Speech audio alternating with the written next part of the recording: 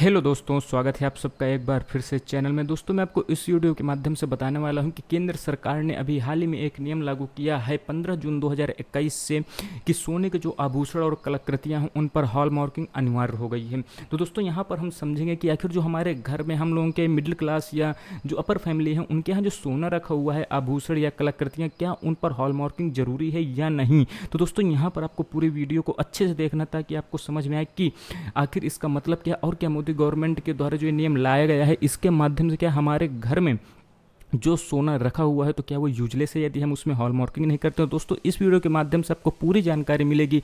यदि आप चैनल पर नए हैं तो चैनल को सब्सक्राइब कर लें ताकि आपको आगे आने वाली अपडेट्स इस चैनल के माध्यम से मिलती रहें। तो दोस्तों, अब यहाँ पे हम बात करते हैं कि यहाँ पे आप समझ सकते हैं कि 15 जून 2021 को ये मोदी गवर्नमेंट के द्वारा लागू कर दिया गया है, ये नियम लागू हो गया है।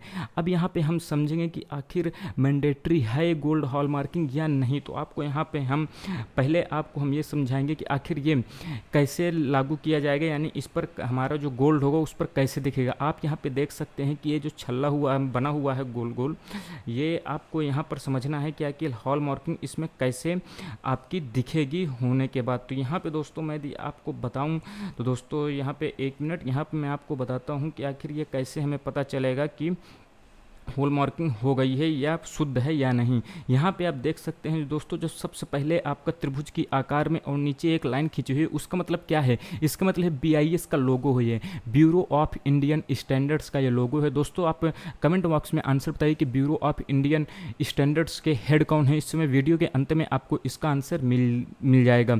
इसके बाद जो दूसरे नंबर पर 916 लिखा हुआ, तो दोस्तों उसका मतलब है प्योरिटी ऑफ गोल्ड। इसके बाद ये जो आपका तीसरे नंबर पर जो आकृति बनी है, ठीक है, इसका मतलब है एसए सेंटर। ठीक, इसके बाद जो अगला बना हुआ है इसमें क्या है? Jewellers identification mark. यहाँ पर ज्वेलर्स की जो आइडेंटिफिकेशन है तो उसका मार्क यहाँ पर बना रहेगा। इसके बाद जो यहाँ पर अगला जे टाइप का बना है, यहाँ पर क्या है? Year of hall marking. यहाँ इसका मतलब ये है कि कौन से ईयर में हॉल मार्किंग की गई है। तो दोस्तों, ये यहाँ पर मुख्य बिंदु हैं, आपको समझना होगा कि जिसके यहाँ हॉल मार्किंग हो गई होगी तो वहाँ पर ऐसे आपको चित्र समझ में आएंगे।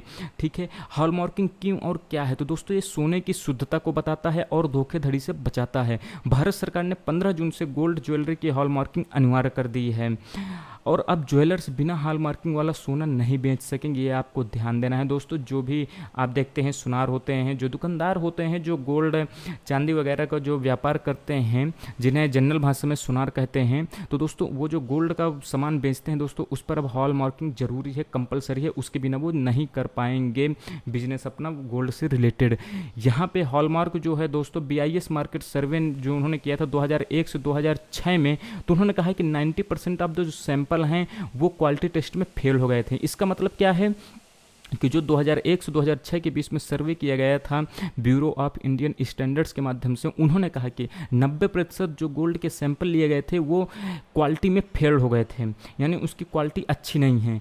अब यहाँ पर कर क्या रहे हैं? मैंडेटरी हॉल मार्किंग करके क्या होगा? इस पर लगभग जो आपकी गोल्ड ज्वेलरी है उसके जो 3 प्रकार के जो कैरेट होते हैं, क्राइटेरिया होते हैं। एक 22 कैरेट का सोना होता है, 18 कैरेट का सोना और 14 कैरेट का सोना जो है उन पर ही हॉल मार्किंग की जाएगी। ठीक, इसके बाद every hallmark piece of jewellery will feature 4 marks. यहाँ पर 4 मार्क्स हैं जो आपको दिखाई देंगे, जो मैंने आपको वीडियो की स्टार्टिंग में ही बताया कि कौन कौन से उस पर मार्क रहेंगे, आइडेंटिफिकेशन बने रहेंगे। तो दोस्तों, पहला BIS का मार्क होगा, उसके बाद प्योरिटी इन कैरेट एंड यहाँ पर फाइननेस लिखा होगा कि कितने कैरेट का सोना है, 22 कैरेट का है या 18 कैरेट का है या 14 कैरेट का है।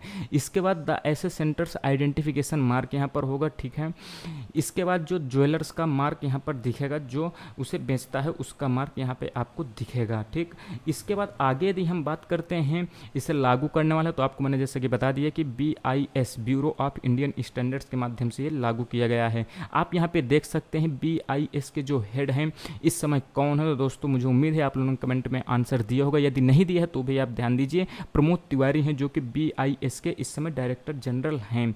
आपको यहाँ पे आप समझना होगा कि हॉल मार्किंग में आपका खर्चा कितना आएगा। तो दोस्तों, 35 रुपये tax extra for hall marking on jewellery और गोल्ड आइटम्स। यहाँ पर गोल्ड आइटम्स या ज्वेलरी में 35 रुपये एक्स्ट्रा चार्ज लिया जाएगा आपका हॉल मार्किंग करने का, ठीक है।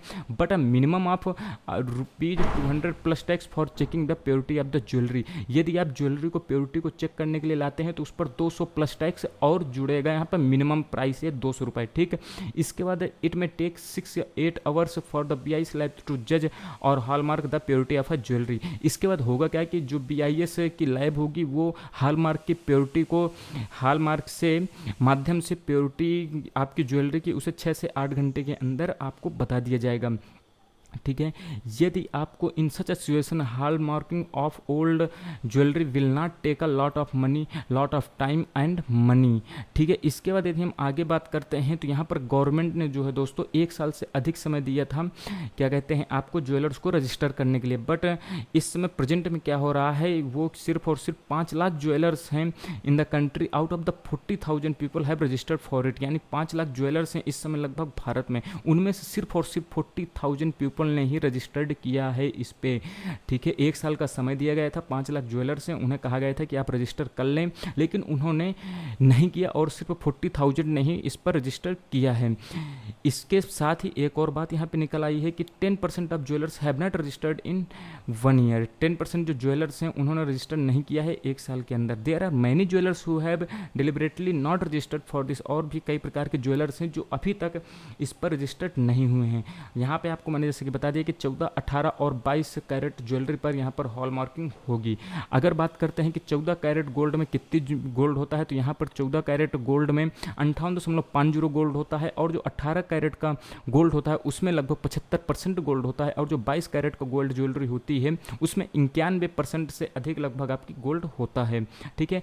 हॉल मार्किंग की बात करें दोस्तों, ये accurate determination official recording of the proportionate content of precious metal. यानी जो प्रीशियस मेटल होते हैं, जो धातुएं होते हैं, उन पर हॉल मार्किंग करके उसमें क्या होता है कि ऑफिशियल तौर पर ये क्या कहते हैं, यानी भारत सरकार की नज़र में रहता है और ये इसमें फेक या धोखाधड़ी नहीं हो सकता यदि हॉल मार्किंग की जाती है। आप लोगों ने किताबों में सामान्यतः देखा होगा कि हॉल मार्किंग लिखा रहता है कि यदि इस पर हॉल मार्क नहीं है तो किताब न खरीदें, वो नकली है। तो इस तरह की चीज़ आपको समझनी है। हॉल मार्किंग का मतलब क्या होता है, हॉल मार्क्स का मतलब क्या होता है।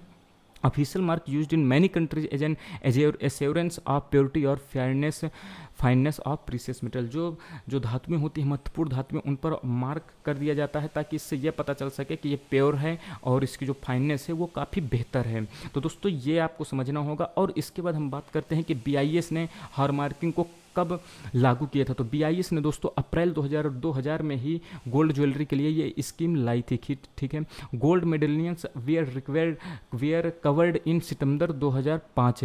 गोल्ड मेडल जो होते हैं दोस्तों उन्हें 2005 में सितंबर में इसके माध्यम से इसके अंडर में लाया गया था हॉल मार्किंग के अंतर में। तो दोस्तों ये महत्वपूर्ण जानकारी आपको समझना चाहिए। और इसके बाद आपको ये भी समझना चाहिए कि जो सिल्वर होता है उसे 2005 में अक्टूबर के माह में ही इसके अंतर्गत लाया गया था, सिल्वर को भी। तो दोस्तों ये महत्वपूर्ण जानकारी है, मुझे उम्मीद है आप लोगों को समझ में आया होगा।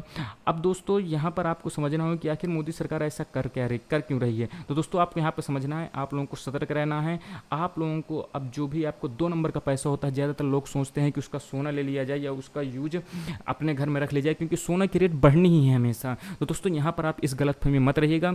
जो भारत सरकार है उसकी नज़र अब इस पर है कि आखिर भारत में कितना गोल्ड है, क्या कहते हैं, आपका अवैध रूप से उसे लीगल में लाया जाए। और लीगल से होगा क्या कि उस पर आपको 18% टैक्स देना पड़ेगा दोस्तों। इसीलिए भारत सरकार इसलिए ताकि ज़्यादा से ज़्यादा टैक्स भारत में लाया जाए, क्योंकि दोस्तों यहाँ पर तो ये बात सच है कि भारत में गोल्ड बहुत है, लेकिन वैध रूप में यानी भारत सरकार की नज़र में गोल्ड की जो उपलब्धता है वो बहुत ही कम दिखती है कि गोल्ड बहुत कम है, लेकिन हकीकत में इससे कई गुना ज़्यादा भारत में गोल्ड पाया जाता है। ये कई रिपोर्ट में बताया जा चुका है। तो दोस्तों इसी के कारण भारत सरकार ये नियम लाई है ताकि इसके माध्यम से जो रियल नंबर से गोल्ड की वो निकलकर सामने आ सके। तो मुझे उम्मीद है आप लोगों की वीडियो समझ में आई होगी। तो दोस्तों यदि आपके यहाँ गोल्ड है तो आप ज़रूर उसे समझें और आप ज़रूरी हो तो उस पर हॉल मार्किंग जरूर करवा लें, अन्यथा आपका गोल्ड जो है वो कूड़े के सामान हो सकता है, आप उसे बेचने जाएं और वो बेचने के लायक न बचे। और यदि बेचने भी जाते हैं तो आपसे, क्योंकि आप जब जाएंगे तो हॉल मार्किंग उसमें कराना कंपलसरी है। जब हॉल मार्किंग कराएंगे तो ये ऊपर गवर्नमेंट के पास पहुंचेगी, और यदि गवर्नमेंट के पास पहुंच गई और आपकी जो